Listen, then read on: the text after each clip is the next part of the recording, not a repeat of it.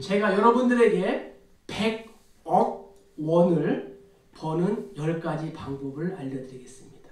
첫 번째, 하루 일당 10만원 하는 막노동, 일명 노가다라고 말합니다.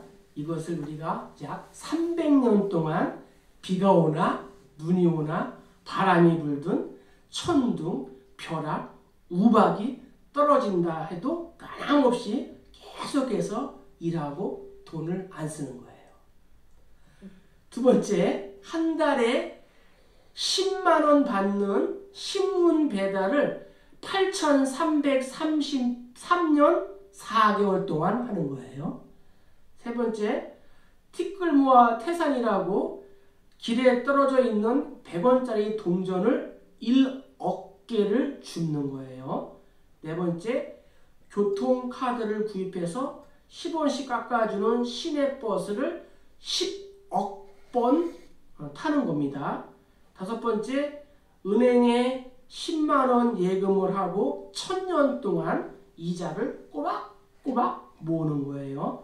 여섯 번째는 군산 앞바다 속에 들어가서 보물선을 찾는 겁니다.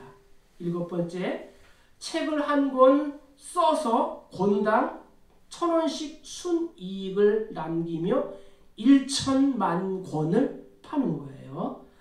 여덟 번째는 박찬호와 같은 아들을 낳으면 돼요. 아홉 번째는 국회의원이 되면 됩니다. 마지막, 제일 쉬우면서도 어려운 방법은 결혼을 하면 돼요. 남자에게 여자는 100억 원의 가치가 있는 존재이지만 여자는 남자의 가치를 단 10만 원도 쳐주지 않는다고 합니다. 슬픈 일이죠. 우리 인생에서 가장 친숙하면서 가장 많은 영향을 주는 것이 무엇이냐 하면 물질, 돈입니다. 돈 때문에 속기도 하고, 돈 때문에 돌기도 하고, 돈 때문에 웃기도 하고, 돈 때문에 울기도 합니다. 우리는 이 돈을 떠나서 살 수가 없습니다. 이유는 육체를 가진 인간이기 때문입니다. 돈을 대하는 두 가지 태도가 있습니다. 첫 번째는 돈이 곧 독이라고 생각하는 태도입니다. 그래서 부자는 복을 받은 사람이요 가난한 자는 저주를 받았다고 생각합니다. 그런데 이렇게 생각하면 나도 모르게 기복신앙으로 흐를 수밖에 없습니다. 기복신앙인은 이 땅에서 받는 복을 최종 목표로 생각하기 때문입니다. 왜 우리가 예배를 드리고 주님을 섬기며 봉사합니까? 왜 열심히 헌금하고 11조를 할까요? 이유는 단 한 가지. 이 땅에서 복을 더 많이 받기 위함이라는 겁니다. 그래서 기복신앙은 우리 성경과 전혀 맞지가 않는 것입니다. 두 번째는 돈은 악한 것이라고 생각하는 태도입니다. 그래서 가난한 자는 의로운 사람이요 부자는 나쁘다고 생각합니다. 그러나 이 생각 역시도 이원론의 영향을 받았습니다. 성경과는 전혀 맞지가 않습니다. 이원론이란 무엇이냐? 영은 선하지만 육은 악하다고 생각하는 것입니다. 그래서 이 세상에 있는 모든 것이 악하다고 보는 이론입니다. 그러나 이와 같은 물질에 대한 이 두 가지 태도는 잘못된 것입니다. 그럼 성도인 우리는 어떻게 하면 올바른 물질관을 소유할 수 있을까요? 우리 2절과 3절을 읽어보겠습니다. 너희 재물은 썩었고 너희 옷은 좀 먹었으며 너희 금과 은은 녹이 슬었으니 이 녹이 너희에게 증거가 되며 불같이 너희 살을 먹으리라. 너희가 말세에 재물을 쌓아도다. 아멘. 성도인 우리는 먼저 물질의 한계를 알아야 합니다. 그러니까 물질의 이 제한성을 알아야 된다는 것입니다. 많은 사람들은 이 물질을 행복의 절대 조건이라고 생각을 합니다. 그래서 자신이 불행한 이유는 오직 물질이 부족하기 때문이고 돈이 있으면 행복할 것이라고 생각을 합니다. 그러나 이것은 엄청난 착각입니다. 인류 역사상 가장 큰 부자였던 록펠러, 미국 석유 사업가였고 오하이오 스탠다드 석유 회사를 설립해서 미국 내 이 정유소의 95%를 차지했다는 거예요.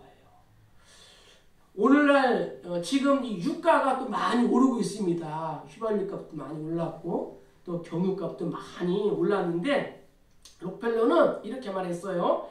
세상에서 가장 불행한 사람은 어떤 사람이라고요? 돈밖에 모르는 사람이다. 정말 돈만 있으면 행복할까요? 그렇다면 우리 주변에 있는 사람들을 한번 생각해 보세요. 우리 주변에 있는 사람들은 모두 행복할까요? 결코 그렇지 않다는 것을 알 수가 있습니다. 우리나라만 보더라도 예전에 가난했던 시절보다 오히려 지금이 인생의 행복 지수가 더 떨어졌다고 합니다. OECD 국가 가운데에 우리나라의 행복 지수는 바닥을 치고 있습니다. 자살률 1등, 세계 1등, 교통사고도 세계 1등. 따라서 돈이 많고 적음은 행복과 별로 관계가 없습니다. 물질은 우리를 행복하게 할 수 없고 또 물질은 영원하지도 않다는 것입니다. 오늘 야고보는 너희 재물은 썩었고 너희 옷은 좀 먹었으며 너희 금과 은은 녹이 슬었다고 합니다. 야고보가 왜 옷을 언급했을까요? 지금은 이 옷이 여러분들이 입고 있는 옷이 재산 가치에서 상대적으로 별로 중요하지 않지만 옛날에는 그렇지 않았습니다.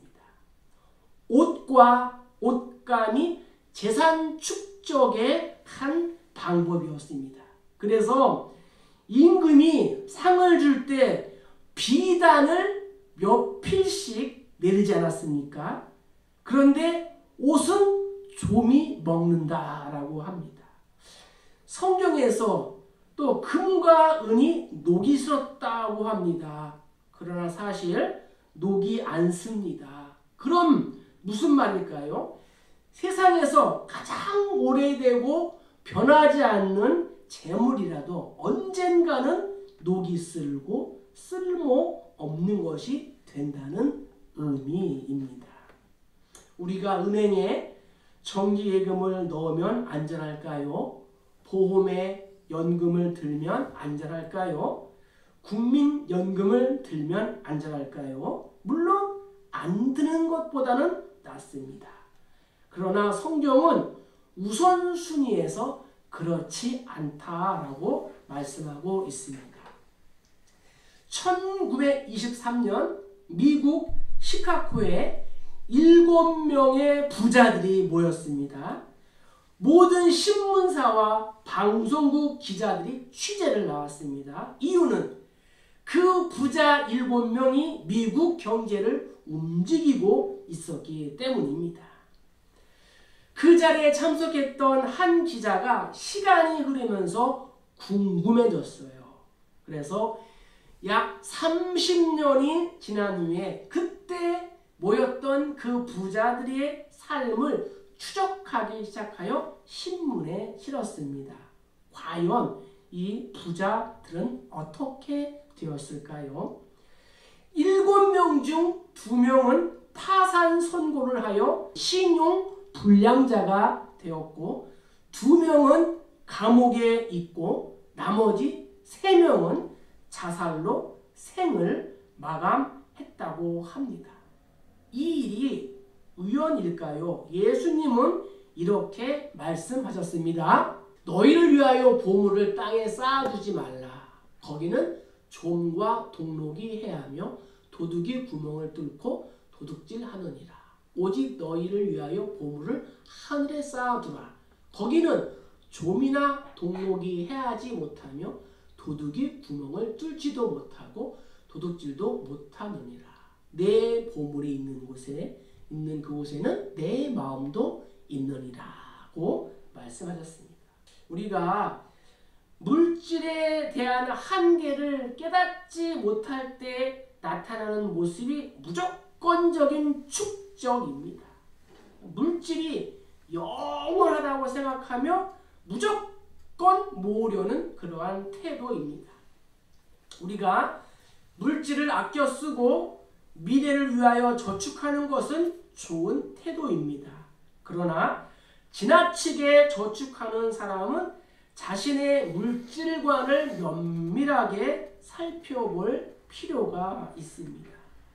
지나치게 물질을 모으려고 하는 사람은 물질이 영원하며 또 행복을 주며 인생을 좌우한다고 믿기 때문에 그렇게 합니다. 그 사람은 하나님을 섬기는 것이 아니라 물질을 섬기는 것입니다. 성도인 우리는 물질의 한계를 알아야 합니다. 올바른 물질관으로 살아가는 저와 여러분 되시기를 주님의 이름으로 간절히 축복합니다. 두 번째, 우리 4절을 한번 읽어보겠습니다. 보라 너희 밭에서 추수한 물 주지 아니한 싹이 소리 지르며 그 추수한 자의 우는 소리가 만군의 주의 귀에 들려느니라. 아멘. 성도인 우리는 물질을 올바른 방법으로 벌어야 합니다. 먼저 우리는 물질의 한계를 알아야 합니다. 물질이 영원하지 않다는 거예요. 두 번째는 물질을 올바른 방법으로 벌어야 한다. 이것이 하나님이 가르쳐 주시는 진리입니다. 야고보는 당시 잘못된 물질관을 가진 자들이 저지르는 악행을 아주 극적으로 표현하고 있습니다. 그것은 바로 물질을 우상으로 섬기는 자들입니다. 그 당시에만 이러한 사람들이 존재했을까요? 아닙니다. 이런 사람들은 늘 우리 주변에 있습니다. 그런데 놀랍게도 야고보는 이런 사람들이 교회 안에도 있다고 말하고 있습니다. 오늘날 한국교회 신뢰도가 땅에 떨어지고 있습니다. 왜 그럴까요? 돈을 버는 방식에 있어서 예수님을 믿는 자와 믿지 않는 자와의 차이가 전혀 없기 때문입니다. 구별이 없습니다. 주일에 교회에 나와서 경건한 예배를 드리고 신나게 찬송을 하고 뜨겁게 기도를 합니다. 그런데 세상에 나가 돈을 벌 때에는 믿지 않는 사람들과 아무런 차이가 없는 것입니다. 인류 역사는 사람을 핍박하는 구조로 지속되어 왔습니다. 인간의 타락한 성품 때문에 그렇습니다. 양반과 이 천민, 귀족과 노비로 나뉘어서 양반과 귀족이 천민과 노예를 탄압해 왔습니다. 이제 현대사회는 민주화가 되어서 귀족과 양반이 없고 또 천민과 노예도 없습니다. 그러면 탄압하고 억압하는 구조는 사라졌을까요? 전혀 그렇지 않다는 겁니다. 지금도 여전히 눈에 보이지 않는 계급이 존재합니다. 자본주의 사회에서는 돈이 많은 사람이 지배 계급입니다. 돈이 없는 사람이 지배를 받고 돈이 없는 사람이 억압을 받는 구조입니다. 그러면 왜 사람들이 많은 돈을 가지려고 할까요? 이유는 오직 하나입니다. 돈이 바로 권력, 힘이기 때문입니다. 돈이 많아야 귀족 대우를 받을 수 있기 때문입니다.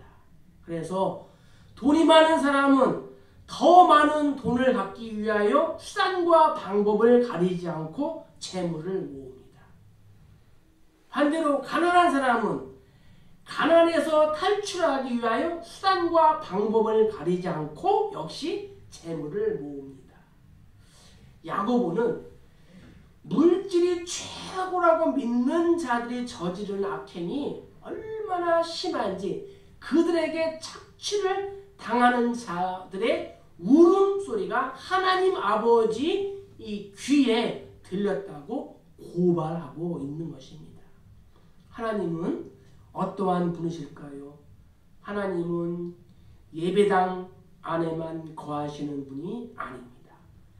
예배당 안에서 드리는 기도와 찬송만 받으시는 분이 아닙니다.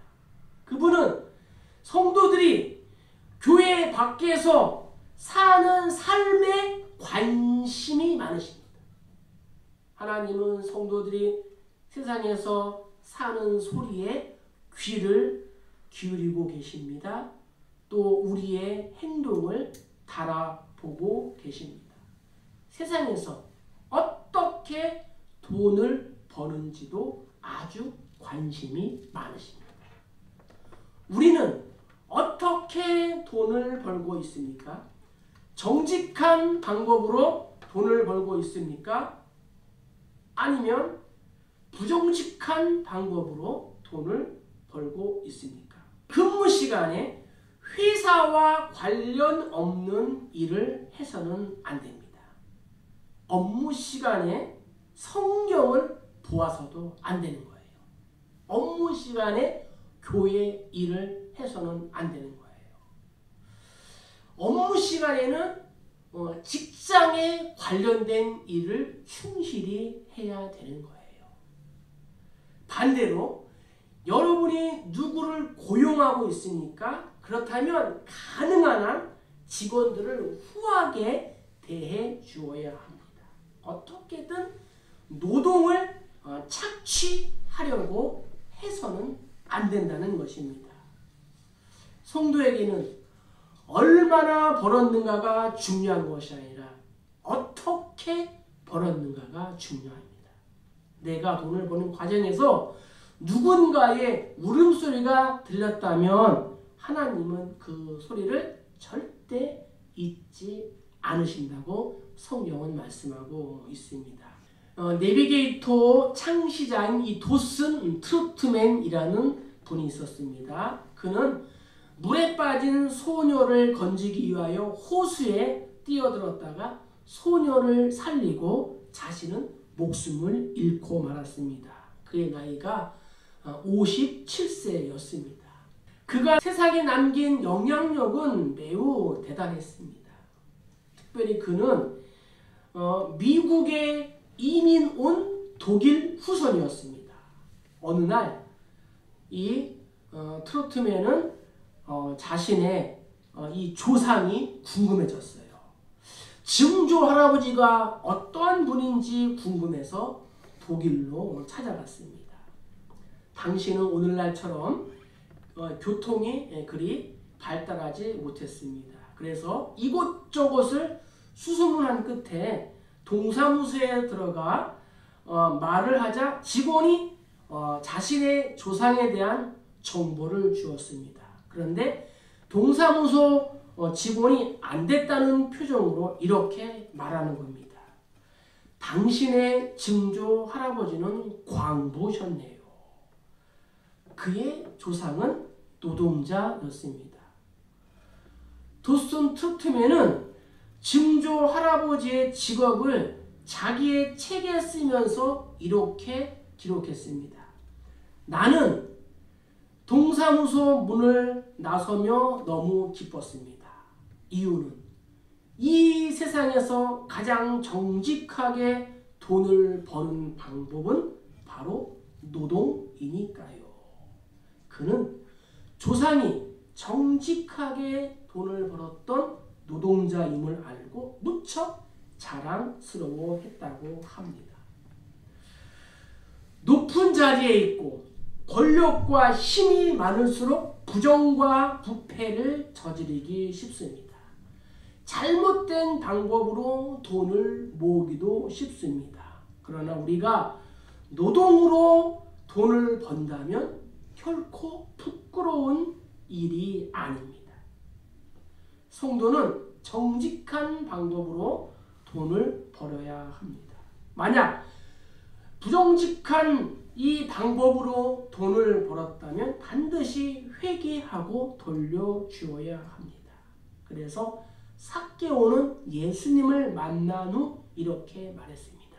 예수님, 내가 만일 누구의 것을 속여 빼앗은 일이 있다면 4배로 갚겠습니다. 이것이 바로 예수님을 만났다는 증거인 것입니다. 5절을 한번 읽어보겠습니다. 너희가 땅에서 사치하고 방종하여 살육의 날에 너희 마음을 살찌게 하였도다. 아멘. 자, 성도인 우리는 물질의 한계를 알아야 합니다. 또한 물질을 올바른 방법으로 벌어야 합니다. 그리고 마지막으로 물질을 올바르게 사용해야 합니다. 물질에 대한 잘못된 생각을 가진 사람은 물질이 영원하고 최고라고 믿습니다. 그래서 돈을 신처럼 섬깁니다. 그러나 예수님은 이렇게 말씀하셨습니다. 너희가 하나님과 돈을 겸하여 동시에 섬기지 못하느니라. 돈은 헬라어로 맘몬이라고 합니다. 즉 재물의 신이에요. 세상은 물질을 모으기 위해 무슨 짓이든 합니다. 부당한 방법을 동원합니다. 그래서 그들 주변에는 늘 상처받는 자들이 질비합니다. 오늘날 TV를 통하여 매스캠을 통하여 우리에게 보여주고 들려주는 문제가 다 돈과 관련이 되어 있는 것입니다. 돈을 모으기 위해 무슨 짓이든 하기 때문입니다. 형제자매 사이도, 부모 자식 간에도, 또 이웃 간에도 돈 이야기만 나오면은 상처를 받고 또 상처를 주는 것입니다. 주변을 한번 둘러보세요. 잘못된 물질관으로 돈을 버는 사람들이 하는 일은 무엇입니까? 수많은 일을 하고 있는 것 같지만 결국에는 두 가지라는 거예요. 하나는 사치, 하나는 방종입니다. 돈을 좀 벌면은 얼마나 마음이 교만한지 모릅니다. 돈 없는 자들을 함부로 무시합니다. 그래서 예수님은 부자가 천국에 들어가는 것보다 낙타가 바늘기로 들어가는 것이 더 쉽다고 말씀하셨습니다. 물질로 살찐 마음, 교만한 마음은 살육의 날에 비명만 키울 뿐입니다. 이 말이 무슨 뜻일까요? 우리가 돼지를 키울 때에 음식을 주면서 통통하게 살을 찌웁니다. 왜 돼지를 그렇게 먹일까요? 왜 돼지에게 그렇게 많이 먹여요? 목표는 단 한 가지, 잡아먹기 위해서입니다. 그러니까 잘못된 물질관과 방법으로 물질을 긁어모으며 물질 때문에 마음이 높아지고 사치와 방종을 일컫는 사람은 결국 도살당할 이 돼지의 처지와 똑같다는 것입니다. 그들은 이 땅에서 인생을 망칠 뿐만 아니라 하나님께 준엄한 심판을 받게 됩니다. 성경은 우리와 물질의 관계를 아주 구체적으로 설명합니다. 자, 그럼 성도에게는 어떠한 물질관이 필요할까요? 한마디로 말씀드리면 청지기 물질관입니다. 청지기는 물질을 자신의 것으로 생각하지 않고 하나님의 것으로 분명히 인식을 합니다. 우리에게 맡겨진 물질은 우리의 것이 아닙니다. 하나님이 잠시 우리에게 맡기신 것입니다. 우리는 빈손으로 와서 빈손으로 돌아가게 되어 있습니다. 우리 모두는 장례식장의 주인공이 될 날이 있습니다. 장례식장의 주인공이 될 때 입는 옷을 뭐라고 그래요? 수의라고 합니다. 그런데 수의에는 주머니가 없습니다. 자, 이것이 무엇일까요? 알렉산더 대왕은 내가 죽거든 내 손을 이 빈손으로 이 관 밖에 내놓고 성을 돌아라. 그래서 공술의 공수고 우리 인생이 빈손으로 왔다가 빈손으로 가는 인생임을 보여주어라 라고 이렇게 부탁했다고 합니다. 우리 모두는 빈손으로 세상을 떠납니다. 내가 이 세상을 떠날 때에 통장에 남겨둔 돈은 녹이 되는 거예요. 하나님을 믿는 기독교 국가인 미국에서는 세상을 떠나기 전 학교와 사회복지재단과 또 교회에 기부를 한다고 합니다. 그러나 우리나라는 어떻게 해요? 자녀들에게 물려주고 갑니다.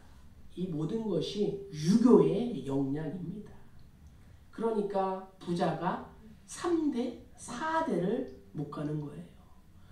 2세, 3세들이 방탕의 길을 걸어갑니다. 이유는 1세대들은 자신이 복을 받아 열심히 일해서 재물을 모았지만 자녀에게 역사하시는 이 하나님을 믿지 못하기 때문입니다. 이 시간 스스로에게 질문을 해보는 겁니다. 나의 물질관은 어떠합니까? 돈에 대한 나의 생각은 어떠합니까? 야고보는 행위를 강조한다고 말씀드렸습니다. 참된 믿음은 무엇일까요? 참된 믿음은 삶에 나타내며 이 물질관에도 명백하게 나타나게 되는 것입니다. 돈이 나의 삶에서 차지하는 비중은 어느 정도입니까? 혹시 하나님보다 돈을 더 많이 신뢰하고 사랑하지는 않습니까? 이제 말씀을 정리합니다. 들의 백합화를 키우시고 참새 한 마리도 돌보시는 하나님이 하물며 나와 우리의 자녀들을 돌보지 않으시겠습니까? 미래를 위하여 저축도 하고 연금도 들고 최소한의 보험도 드세요. 그러나 지나치게 많이 모으지는 않기를 부탁합니다. 그것은 그리스도인의 물질만이 아닙니다. 바울은 갈라디아 교회에게 이렇게 권면합니다. 그러므로 우리는 귀에 있는 대로 모든 이에게 착한 일을 하되 더욱 믿음의 가정들에게 할지니라. 오늘 말씀을 정리합니다. 참된 믿음은 올바른 물질관을 소유합니다. 우리 모두는 물질의 한계를 알아야 합니다. 물질을 올바른 방법으로 벌어야 합니다. 물질을 바르게 사용해야 합니다. 그리고 청지기 물질관을 우리가 소유해야 합니다. 기회가 있을 때마다 또 기회를 만들어서 서로 또 돌보고 격려하고 또 나누는 우리 모두 다 되시기를 주님의 이름으로 간절히 축복합니다. 축복합니다.